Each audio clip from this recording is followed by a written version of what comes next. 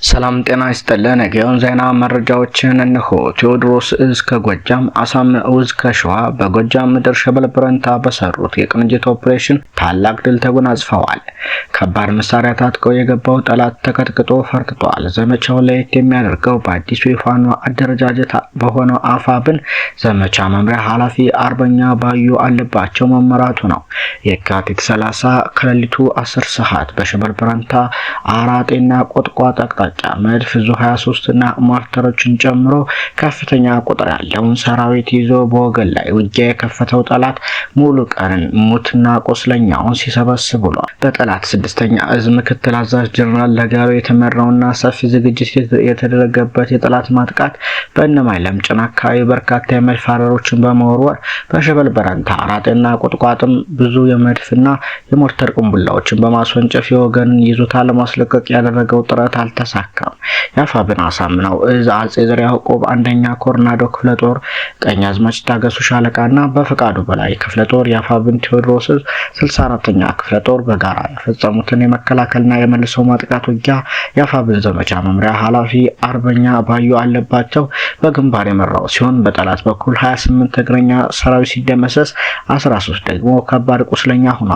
ከሌሊቱ 10 ሰዓት እስከ ምሽቱ 12 ሰዓት ተኩል ድረስ በወሰደው አውደ ውጊያ ጠላት በሞርተር በመድፍና በዙ 23 ባደረገው ደመነፍሳዊ ከባድ ድብደባ የአርሶ አደር መኖሪያ ቤቶችና የቤት እንስሳት ላይ ከፍተኛ ጉዳት ከማድረሱ በስተቀር በወገን ኃይል ላይ አንዳችም ጉዳት አላደረሰም።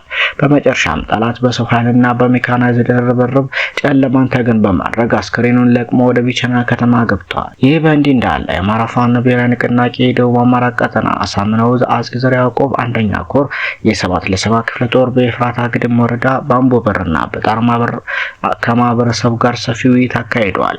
ሆኖም የ7 ለ7 ክፍለ ጦር ፖለቲካ ዘርፍ ኃላፊ አርበኛ ዳዊት ገብረ መስቀልና የክፍለ ጦሩ ወታደራዊ አስተዳደር አርበኛ እንዳለ ሸዋይ በተገኙበት የአማራ ፋኖ ብሔራዊ ንቅናቄ ከተመሰረተ ጀምሮ ዛሬ የደረሰበት የፖለቲካና የወታደራዊ ቁመና የአማራ ሕዝብ ለህልውናው የሚያደርገው ትግል የመጨረሻ ምዕራፍ ማሳያ መሆኑን ለማህበረሰቡ የድርጅቱን መርህና ዓላማ ለህዝቡ ሰጥተዋል፣ አስተዋውቀዋል። ህዝቡ የራሱ ልጆች የትግሉ ጉዞ በትኩረት ካደመጠ በኋላ የህዝቡ መኖርና ነጻነት የሚረጋገጠው በዚህ የጋራ ክንድ መሆኑን አጽንኦት ከመስጠትም በላይ እናንተ ልጆቻችን ናቸው። እስካሁን ያስመዘገባችሁት ድል ለኛ ኩራትና ተስፋ ነው። ፋኖ እስካሁን ባስመዘገበው ድል ያለን ከፍተኛ እርካታም ነው። ልጆቻችን ለኛ የቁም ዋስትና ናቸው። በመጨረሻ ማህበረሰቡ ከፋኖ ጎን ቆሞ እስከ ድል መጨረሻ ድረስ አብሮ እንደሚዘልቅ ቃል ገብቷል። በአምቦ በርና በጣርማ በር የታየው ውይይት በትግሉና በህዝቡ መካከል ያለውን የማይበጠስ ሰንሰለት ይበልጥ አጥብቆታል በማለት ውይይቱ በሰላም ተጠናቋል ሲል የአፋብን ደቡብ አማራ ቀጠና አሳምነው አጼ ዘርዓ ያዕቆብ አንደኛ ኮር ህዝብ ግንኙነት ኃላፊ አርበኛ አማረ ታዘዘ ገልጿል። ሰሞነኛ መረጃዎች እነኝን ይመስሉ ነበር።